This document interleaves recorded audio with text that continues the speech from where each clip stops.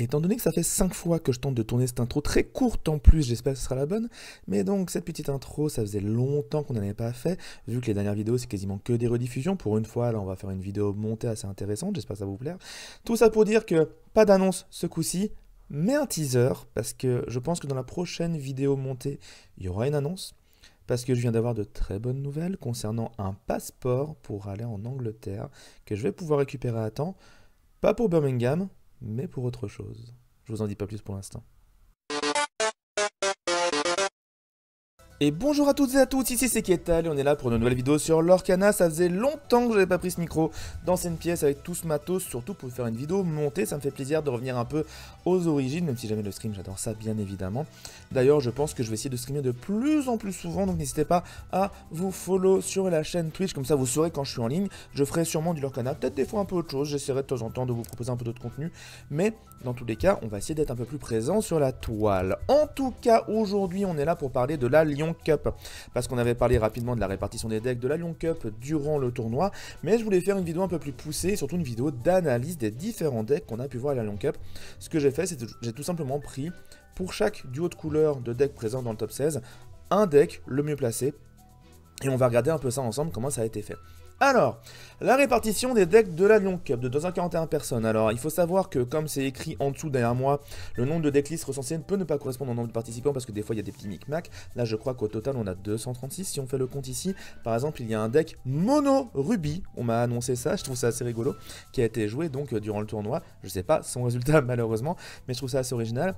Ce qui est sûr et certain en tout cas, c'est qu'il y avait une grosse quantité de ambracier 22%, ce qui est une nouvelle parce que jusqu'à maintenant, le top du top c'était très souvent du rouge-violet et ici ils sont 3e, un énorme drop, une énorme baisse dans le classement pour Améthyste Rubis. À côté de ça on a Rubis Saphir qui se met en 2e place, en fait c'est juste, en gros par rapport au truc d'habitude c'est plutôt donc Améthyste Rubis puis Embracier puis Rubis Saphir, là vu qu'il a perdu de place les deux autres sont montés un peu. En 4e, d'un sympathique Améthyste Émeraude avec 10% du fil quand même, ce qui est pas mauvais. Derrière Ambre Améthyste, deck Ultra Roche, donc qui est quand même aussi à près de 10% de joueurs qui jouaient ça. Le fameux Violet Gris qui était présent donc en seulement 6%. Et derrière, plein de decks à différents pourcentages, je vous laisse regarder évidemment le graphique, mais ce qu'il faut retenir c'est que l'intégralité des duos de couleurs du jeu était joué sur 241 personnes, et ça c'est très rare, je crois que c'est la première fois que ça nous arrive dans un tournoi d'aussi peu de joueurs, d'avoir vraiment toutes les couleurs représentées. Les précédents, je crois qu'à chaque fois il manquait un ou deux decks potentiellement, non, vraiment tout, et donc un immense merci à la personne qui a joué Ambre Saphir, donc bleu-jaune, pour nous permettre d'avoir un petit deck, celui qui nous manquait, sinon on s'en vit, bah en fait on n'aurait pas eu tous les decks. Donc voilà, petit fait assez rigolo. Dans les choses à noter, donc bah voilà, répartition quand même intéressante, jaune-gris qui est très représenté dans la méta actuelle parce qu'en effet c'est plutôt très fort. Vous allez voir quand même qu'il y a des petites surprises par rapport à la suite. Donc là on a le top, enfin on a la représentation des decks pour les rondes. Et là ce que je vous montre c'est pour le top. Et ce qui choque c'est que cette petite tranche de 14% qui passe à 37%, c'est 250% d'augmentation, c'est un taux de conversion énorme. Rubis Saphir, rouge-bleu donc, qui a fait une énorme perf durant ce tournoi. La plus grosse perf de très loin. 250% c'est vraiment énorme. On a quand même à noter Embracier qui passe de 22 à 31%, donc c'est environ un tiers on va dire. Non, ouais, 50% d'augmentation. C'est quand même une belle perf aussi hein, de passer de 22 à 31. Donc bonne perf de Embracier. Améthyste Émeraude, là c'est un peu la cata. Non, Améthyste Émeraude, encore ça va, excusez-moi. Tous les autres decks donc sont en foin. Ce qui est assez intéressant, regardez, c'est que on avait donc 11 plus 5, 16, c'est bien ça, 16 decks. Oui, je suis en train de bugger en comptant. Mais donc l'idée c'est qu'on a beaucoup de Rubis Saphir, beaucoup d'Embracier et un de chaque. Mais ce qui est important, c'est que même s'il y en a un de chaque, à la base, c'était pas les mêmes pourcentages. Et par exemple, Améthyste Émeraude qui a 6,30%, à la base, Améthyste Émeraude, on le voit ici, il était à 10%. Donc déjà, on est sur une légère sous-perf. Donc ce qui est pas ouf. Mais la plus grosse, clairement, c'est le fameux Améthyste Rubis qui passe de 13% à 6,30%. On perd 50%. Taux de conversion catastrophique. Alors certes, taux de conversion toujours meilleur que les decks qui ont 6% et qui passent pas en top. Hein. Coucou violet gris. Hein. Ou alors surtout coucou jaune-violet qui a un taux de conversion catastrophique parce qu'il y avait 10% de joueurs qui jouaient ça. Et au final, il y en a 0 en top. Donc taux de conversion catastrophique pour jaune-violet, qui apparemment, c'est peut-être trop mangé de gris dans la figure et du coup va pas réussir à passer. Mais ce qui est à noter pour moi surtout, ouais, donc voilà, c'est rouge-violet, vraiment très très mauvaise perf de rouge-violet, qui est la plus mauvaise perf parmi tous les decks qui sont passés en top. Après, faire des stats par rapport aux decks qui sont pas passés du tout, c'est toujours compliqué, mais là quand même, rouge-violet c'est compliqué. Hein. Un peu poussif. Violet-gris pas présent, vert-gris présent, bleu-gris, bleu-violet, rouge-violet on a déjà parlé, les verts aussi. Mais quand même, bleu-violet, bleu-gris et vert-gris. Et bah regardez, on a le vert-gris ici, émeraude d'acier c'était à 5%, il fait une petite perf. Bleu-gris à 5%, petite perf aussi. Bleu-violet seulement 3%, il passe derrière à 6%, c'est 100% d'augmentation. C'est une excellente stat pour eux ça. Donc quand même, des stats intéressantes. Les decks qui ont le plus perfait sont donc très clairement bleu-rouge en top du top, ou pas passer en top, justement, la meilleure taux de conversion. Mais d'ailleurs, en taux de conversion vraiment très très bon, eh bien, on a le bleu-violet qui fait quand même un sympathique 100% de taux de conversion. Donc très très bon taux de conversion au-dessus des autres decks, à noter. Donc, à la suite de ça, ce qu'on va faire, c'est qu'on va regarder un peu les différentes decklists et on va en parler rapidement. Je vais pas passer des plombes dessus. Le but, c'est qu'on fasse une vidéo pas trop longue, assez digeste pour tous. On commence par le bleu-rouge, joué par Yuindui. Si je le prononce mal, je suis sincèrement désolé. J'ai pas pensé à ça avant de faire la vidéo. J'aurais peut-être dû y penser pour avouer. Donc, le bleu-rouge, le fameux Rubis Saphir. Liste assez classique de ce que j'en vois parce qu'on a peu de grosses surprises. Au niveau du deck, comment ça marche un bleu-rouge classique? Un bleu-rouge classique, le but ça va être de gérer le board. Et maintenant pour gérer le board, on va se baser pour le coup sur des personnages qui vont bannir d'autres personnages. On va se baser sur cette Sisu qui va bannir les personnages qui ont seulement un. Ah attendez, je me rends compte que j'ai pas mis... Oh j'ai mis en anglais, j'ai pas mis en français. Regardez, magie du montage. Et voilà la magie de montage, j'ai remis tous les decks en français, j'avais complètement oublié. Mais donc on a cette Sisu qui permet, comme je le disais, de pouvoir bannir les personnages qui ont 1 de force ou moins. Nous avons Medusa qui bannit les personnages qui ont 3 de force ou moins. Nous avons la grande Sisu qui bannit tous les personnages adverses qui ont 2 de force ou moins. Et donc à partir de là, avec cette mécanique là, on a aussi d'ailleurs Bagarre qui bannit les personnages avec 2 de force ou moins. Et donc avec tout ça, on va jouer le bloc de glace qui permet de réduire la force des personnages adverses. À côté de ça, le deck... En dehors de la gestion, sa manière de gagner principale va être d'être basée sur le sous-fétiche, qui va donc permettre de gagner autant de l'or qu'un personnage qu'on choisit de notre côté. On incline mon paye 2, on fait ça, on gagne autant de l'or. Et on va le faire sur par exemple Sisu qui a 3 de l'or, ou surtout sur Tamatoa, qui va avoir autant de l'or que le nombre d'objets en jeu plus 1. Donc on va essayer de jouer plein d'objets, on va essayer d'en garder plein en jeu, et à partir de là, avec un sous-fétiche et des Tamatoa, de faire beaucoup de l'or derrière. A côté de ça, le deck, sa grande force, c'est évidemment le fait de pouvoir avoir ce qu'on appelle du ramp, le fait de pouvoir mettre plus d'encre que prévu. Dans le jeu, je rappelle, de base, on peut mettre une encre par tour. Mais en bleu, on a plein de cartes qui permettent de rajouter plein d'encre en plus. On a Typo, qui quand on le joue, permet de mettre une carte de sa main en plus en encre. On a le bleu lumière, qui fait qu'on regarde les 2 premières cartes du deck, on en met une en encre, une dans la main.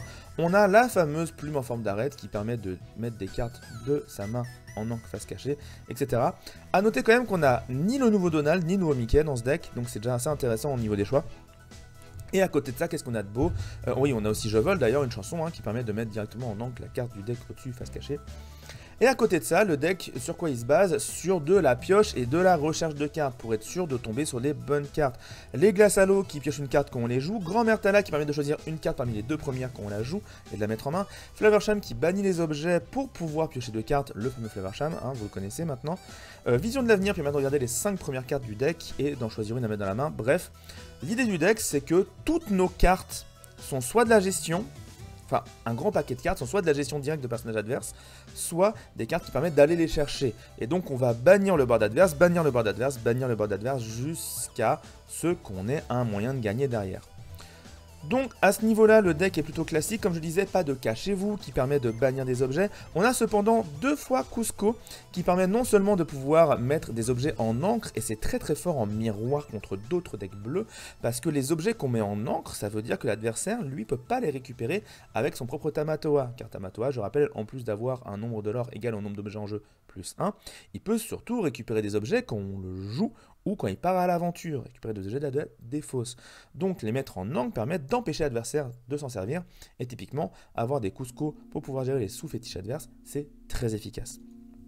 Donc voilà, au niveau de ce deck là, comme vous le remarquez, il n'y a pas tant, enfin il y a quand même pas mal de cartes non ancrables, 21 c'est pas mal en vrai. Après, au niveau des coûts, vous voyez que le deck monte très vite très cher, mais qu'on a quand même une bonne répartition au niveau des coûts. Donc, pas trop de soucis à ce niveau-là. Normalement, vous n'avez pas trop de problèmes pour trouver des tours 1. Même si votre tour 1 principal, c'est la glace à l'eau ou le bloc de glace, donc des objets. Ce qui veut dire que le deck est très sensible aux decks qui vont aller très très vite en début de partie. Mais fort heureusement pour lui, d'autres decks font la police sur les decks rush. Le deck numéro 2 qu'on va montrer, c'est le deck de ce bon vieux Obscurity qu'on salue bien évidemment, Montaillé Sébastien, un bleu-gris saphir-acier. Le principe est relativement similaire au bleu-rouge, c'est-à-dire que le but c'est toujours de gérer le board adverse pour pouvoir gagner à la fin grâce à des sous-fétiches et des Tamatoa. Ici la grande différence c'est qu'on a du gris et pas du rouge, donc plutôt que de gérer les personnages par rapport à leur nombre de points d'attaque, on va plutôt les gérer par rapport à leur nombre de points de vie. Et donc par rapport à ça, on va se servir de plein de moyens de faire des dégâts directs avec Clochette qui met 1 à tout le board adverse et qui met 2 à un personnage adverse quand elle en bannit un autre. Allumer les mèches qui va être la gestion de début de partie pour pouvoir gérer plein de personnages un peu embêtants, des Cendrillons, des Sissou, etc. 2 camps sur un Zeus, des Tion là-bas, donc sur un Zeus 5 dégâts. Donc c'est un peu la gestion de gros personnages dans ce deck, même si on a quelques autres solutions vite fait. Nous avons les Tion la bête qui permettent de mettre 2 dégâts à tout board adverse et donc de gérer très efficacement les fameux deck rush. Et donc voilà au niveau des dégâts directs. À côté de ça, le gris permet d'avoir des petites choses en plus. Genre le nouveau patte arbitre qui permet de dire non aux actions adverses. Et donc c'est pour ça que dans les decks rouges en général, on commence, par exemple en bleu rouge, on joue plus de 6 sous et moins de soyez prête. Parce que les pattes peuvent complètement nous bloquer un tour de jeu. Et ça peut être le tour qui nous fait perdre. Nous avons... en carte importante aussi, en bleu, pour le coup, Big Ben qui permet de dire que tous les autres personnages ont résistance plus 1 et lui-même a hors d'atteinte, ce qui en fait un chanteur très efficace pour les rêves bleus, pour les Tion la bête aussi évidemment, et sinon tout simplement un moyen d'être sûr de garder le board, parce qu'en général quand on a résistance plus 1, ça veut dire que si l'adversaire tente de gérer votre personnage en les attaquant, il va vraiment galérer, donc vous allez avoir le board ad vitam aeternam derrière. Sauf contre des decks rouges, des trucs un peu comme ça, on va pas se mentir. Mais dans les cartes aussi à noter, évidemment, le début de partie, on aura des Capitaine Crochet et des Monsieur Mouche pour essayer de faire un peu de l'or. Un deck qui est plutôt versatile. À noter aussi la présence de 3 cachez-vous, qui, encore une fois, en cas de match-up miroir, va permettre de mettre des objets en encre, mais aussi, ici, des lieux. Et donc d'éviter la problématique de si l'adversaire commence à jouer des châteaux de la reine, on est un peu dans la mouise. Au niveau des objets, on a les objets classiques de sous-fétiche, 4 en fondorette, 4 glaces à l'eau, et vu qu'on a du gris, 4 sphères d'endurance qui font la même chose que les glaces à l'eau, sauf que ça permet aussi potentiellement de bannir cet objet pour donner rempart à notre personnage, typiquement un personnage qui protégerait un Big Ben qui vient de chanter. Et on notera la présence quand même assez rare, pour le coup, de Mufasa dans ce deck. Pour 8, 4 de l'or, 4 9, je rappelle que quand on le joue, on met 2 cartes de notre encrier dans notre main, donc c'est de la pioche, en perdant des encres. Mais derrière, ce Mufasa, s'il part à l'aventure, on redresse toutes nos encres, donc on peut faire des tours incroyables derrière ça. Deck très sympa, qui est assez versatile, mais qui a un très mauvais match-up actuellement contre le bleu-rouge, parce que tous ces personnages ont peu d'attaque, et donc le bleu-rouge, qui base son jeu actuellement sur des blocs de glace et des personnages qui gèrent les personnages adverses en fonction de leur attaque, est très efficace. En plus, en bleu-rouge, les personnages ont tendance à avoir pas mal de points de vie, donc la gestion via les dégâts directs, ça marche un peu moins bien. En top 4, nous avions aussi Lambert Victor avec un bleu-violet, le fameux Vicious. Alors je me souviens pas de tous les pseudos, je me préviens d'avance, mais là bleu-violet je m'en souviens quand même bien. Un deck très intéressant parce qu'ici en bleu on va avoir quelques outils de rampe, mais beaucoup moins, hein. On va avoir les typos encore une fois. On va avoir quelques Mickey Mouse détectives qui mettent directement des cartes de l'encrier, enfin au-dessus du deck dans l'encrier. Mais c'est tout. Et à côté de ça, on va surtout avoir le fameux package violet Merlin Mime, avec des mimes serpents, des mimes renards qui remontent les personnages en main, et aussi 2 mimes éléphants, 20 balles la même mime, évidemment, avec à côté de ça des merlins en crabe, en lapin et en chèvre qui ont des effets quand ils rentrent en jeu et quand ils sortent du jeu. On notera la présence de quelques cartes un peu plus rares, la présence de 2 belles mystiques qui, quand elles entrent en jeu, déplacent des dégâts d'un personnage vers un personnage adverse, ce qui permet d'optimiser un peu les dégâts faits sur le board adverse ou tout simplement de soigner vos personnages tout en blessant les personnages adverses. Ça peut être intéressant, surtout si on la remonte en main. On notera la présence de 4 Elsa à 5, la nouvelle Elsa qui a charge insaisissable et qui en plus, quand elle rentre en jeu, incline un personnage adverse, ce qui en fait une excellente cible pour les Madame Mime. On peut la remonter et la rejouer derrière pour réincliner le personnage adverse, retaper avec charge. Potentiellement on a des Merlin Crabs qui rend le combo très intéressant, et vu qu'elle est insaisissable, ça permet aussi de gérer des Diablos, des Sissou à 3, des trucs comme ça qui sont un peu embêtants dans la méta. On a des Big Ben qui, quand ils rentrent en jeu, donnent charge à un personnage. Donc même idée, le but c'est d'avoir des trucs sympatoches à remonter et à rejouer. Et dans les cartes un peu plus rares, nous avons des Big Ben quand même pour gérer un peu mieux les trades. Nous avons 3 Elsa Esprit de l'Hiver, parce que Elsa Esprit de l'Hiver, certes c'est très cher de la remonter et de la rejouer, mais 4-6, 3 de l'or c'est très difficile à gérer. Vu qu'elle a 4 d'attaque, elle prend pas Medusa s'il n'y a pas de bloc de glace. Vu qu'elle a 6 de vie, elle prend pas de Zeus. Elle a 3 de l'or, ce qui est pas mal quand même pour ce moment-là de la partie. Et surtout, quand elle rentre en jeu, on incline 2 personnages adverses qui restent inclinés durant le tour de leur propriétaire. Donc, on les bloque pendant un tour de jeu, ce qui est très intéressant. On a aussi 2 Hades qui permettent de bannir, entre guillemets, vu qu'ils mettent des personnages adverses en encre. Très intéressant. Et pour finir, mes amis de l'au-delà, pour de la pioche, libérer de livrer pour de la gestion, un peu comme Hades. Et surtout, 4 fois la bibliothèque. On voit que c'est un deck qui cherche pas forcément à avoir des lieux pour faire du lore, mais plutôt pour piocher. Pour moi, le truc entre bibliothèque et château de la reine, c'est est-ce que tu veux faire un peu moins de pioche et plus de lore avec le château, ou un peu moins de lore et plus de pioche avec la bibliothèque? Apparemment ici on préfère vraiment avoir de la pioche, et je comprends parce qu'avoir beaucoup de pioche dans ce deck permet d'avoir plein de solutions. C'est un deck qui va être très dur à jouer parce qu'on a plein de possibilités, non seulement en termes d'encre, en termes de jeu, mais surtout aussi dès qu'on joue des mains, qu'est-ce qu'on remonte en main, qu'est-ce qu'on rejoue, etc. Donc des tours très compliqués à calculer, mais derrière, des match-up pas forcément mauvais vu que le deck s'est hissé jusqu'ici. Je pense même que contre bleu-rouge, le match-up est pas si mauvais que ça. A noter quand même un petit deck de 64 cartes. Moi ça me fait plaisir de voir des gens qui jouent plus de 60 cartes, parce qu'encore une fois, des fois le problème c'est pas tant d'avoir une carte ou quelques cartes précises le plus tôt possible dans la partie. Des fois c'est juste d'avoir plein de solutions, et quand on a beaucoup de pioches, ce qui est le cas de ce deck, c'est possible d'avoir plein de solutions. On enchaîne avec le deck du top 8, j'ai pris un Steel Song, il y avait 2 decks possibles et j'ai pris celui-là parce que je trouve intéressant sur 2-3 choix qu'il a fait. Premièrement, dans les choix intéressants qu'il a fait, il n'y a pas de Daisy dans ce deck. Aucune Daisy à 1. C'est un deck qui va pas forcément chercher à faire du lore très rapidement au début de partie. C'est pas un deck qui va faire du rush. Ici, au début de partie, on veut poser ses Cendrillons pour pouvoir gérer les personnages adverses avec ses petits perdus dans l'hiver ou plus d'un an que le feu des volcans. On veut des Reboins pour pouvoir faire facilement d'ailleurs des alters avec Robin des Bois. Et surtout, on a 3 fois la lanterne qui va permettre de jouer des gros personnages plus rapidement.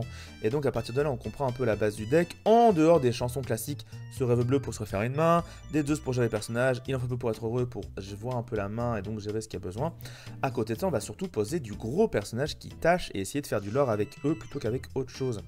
Et donc on va pas faire des Daisy pour donner des personnages à l'adversaire, parce qu'ici on est là pour poser du board et donc on veut pas trop que l'adversaire s'amuse à poser plus de personnages que prévu. On a le Porcinet qui a 3 de l'or quand on a 2 autres personnages en jeu. Nous avons la Ursula pour chanter des chansons à 4 un peu plus tôt. Typiquement pour chanter des consonances sur la 2, c'est très pratique. Ou alors aussi pour chanter les chansons à 3 de manière habituelle. Nous avons des Monsieur Mouche, nous avons pas de Lorenz, qui est assez intéressant parce que Lorenz c'est un bon personnage, même dans ce genre d'archétype je pense. On a quand même 4 fois Pat, arbitre, pour empêcher les actions adverses et donc potentiellement empêcher les gros resets adverses, des choses comme ça qui pourraient être très embêtantes. 4 fois Navine, mine de rien, et on a plusieurs decks qui jouent 4 fois Navine, on a un autre qui joue 2, donc le choix est toujours un peu discuté apparemment. Bon, personne ne joue 0 fois, donc il semblerait que peut-être j'ai eu tort, mais j'attends quand même la fin de méta un petit peu pour savoir si jamais j'ai eu tort ou pas là-dessus. Bon, c'était un call de toute façon, vous avez bien l'idée. La réponse x4 pour piocher, évidemment. Et donc, c'est un deck quand même qui va être très comment dire, nécessiteux, qui va vraiment avoir beaucoup besoin de ses réponses et de ses rêves bleus pour piocher, parce qu'en dehors de ça, on a très peu de choses. Perdu en hiver, c'est pas de la pioche, on replace juste la carte, donc c'est pas du card advantage. Ici, le seul moyen de faire du card advantage, c'est Ariel qui va récupérer une carte derrière, donc ça c'est utile. Réponse qui va en récupérer 3 si on soigne bien. Et surtout ce rêve bleu qui va refaire sa main, d'où le fait qu'ils soient en 4 exemplaires, on en a vraiment besoin. Donc, un deck qui peut complètement capoter si jamais il trouve pas sa pioche, mais en dehors de ça, il va poser des gros personnages et on notera aussi la présence de 3 grosses Cendrillons. Parce que mine de rien, la Cendrillon à 1, si jamais on joue des lanternes, et ben on peut plus facilement alter la grosse Cendrillon dessus. Et la grosse Cendrillon, c'est une plaie à gérer pour énormément de decks. 5-5-3 de l'or, résistance 2, c'est vraiment très dur à gérer et ça peut faire vraiment des merveilles derrière.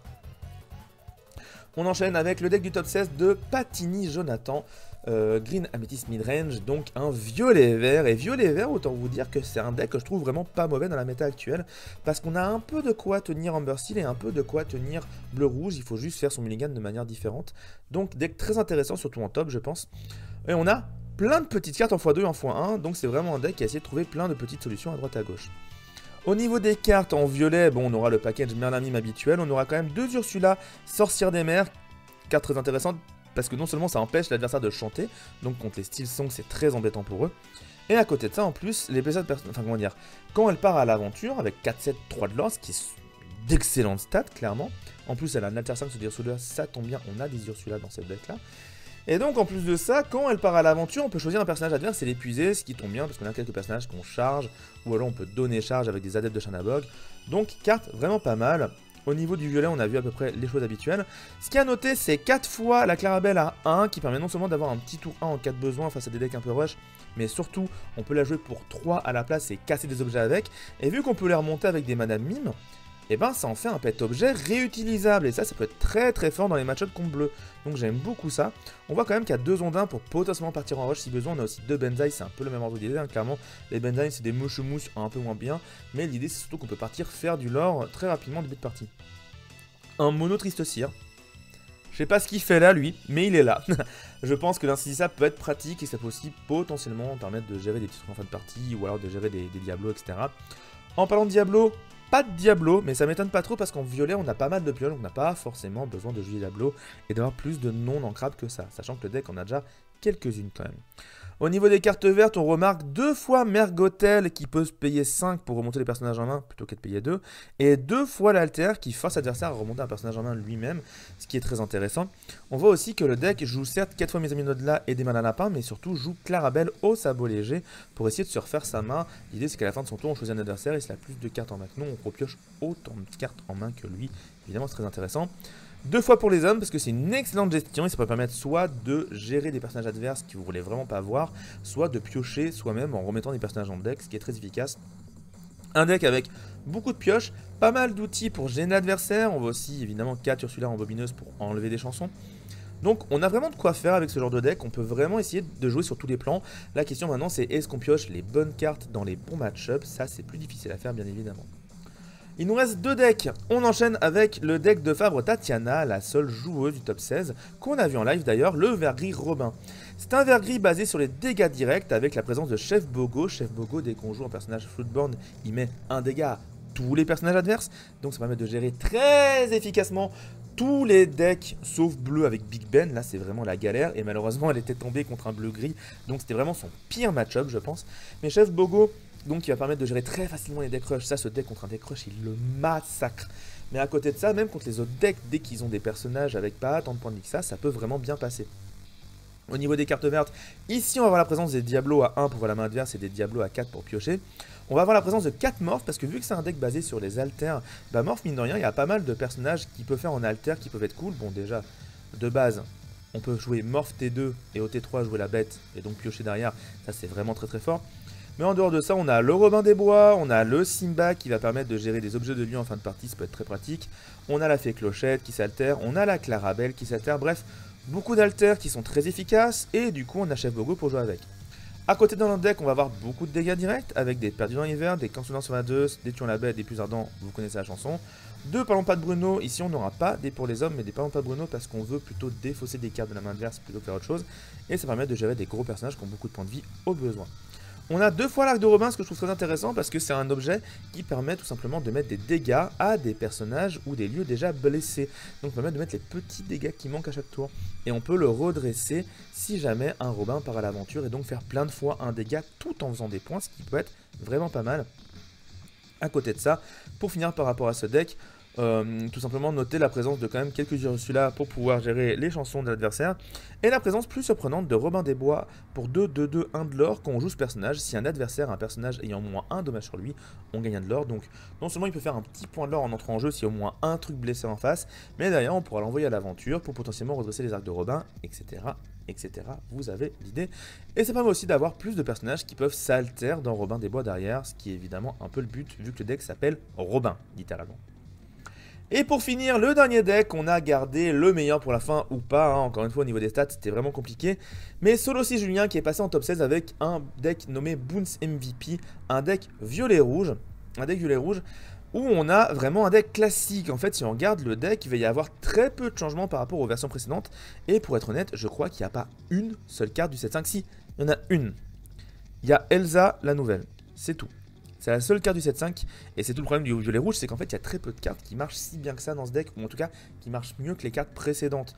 Au niveau des cartes, donc on va voir le classique Olaf et Mini. Pourquoi je dis classique? Parce que vu qu'avant on jouait plutôt des Chanabog, des adeptes de Chanabog ou alors des petits balais magiques, ici on va revenir au classique, donc plus ancien, Olaf et Mini. Pourquoi? Tout simplement parce qu'ils ont 3 points de vie et donc ils vont pas se prendre le fameux Cendrillon qui va faire perdu en hiver et les bannir. De cette manière, on est sûr d'avoir des personnages pour pouvoir jouer des Madame Mime Serpent en besoin. On garde les Flynn Rider pour tous les match-ups contre bleu, comme ça on est à peu près sûr de pouvoir gérer les choses plus efficacement et faire beaucoup de lore. À côté de ça, donc la présence quand même de cette Elsa qui va permettre de faire de la charge, gérer l'insaisissable, d'incliner les personnages adverses, ça c'est vraiment très pratique. Et vu qu'on a des Madame Mime pour la remonter, évidemment on va pas s'en priver. 3 Médusa, une Sissou quand même qui est présente, histoire de 4 soyez prêtes, donc sinon on n'a pas peur des pattes, on a dit les pattes c'est pas grave, si on perd un tour, on va garder les soyez prêtes. Mes amis de là pour piocher, un roi incontesté pour gérer les personnages, si jamais il en reste peu en face c'est très très fort. Et 4 fois Château de la Reine pour pouvoir faire du lore et piocher de manière un peu classique.